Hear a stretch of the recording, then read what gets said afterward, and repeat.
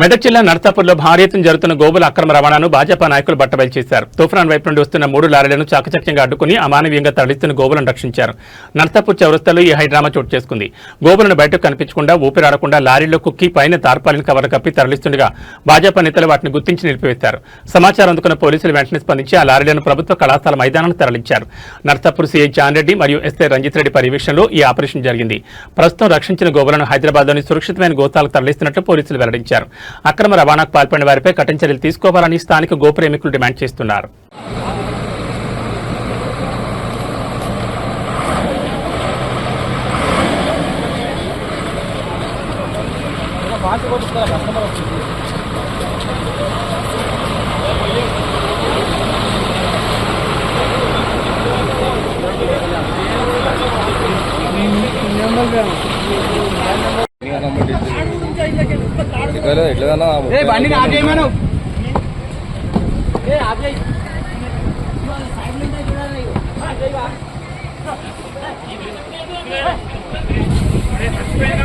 నర్సాపూర్లో 3 లారీల్లో చిన్న లాగలు తీసుకుపోతున్న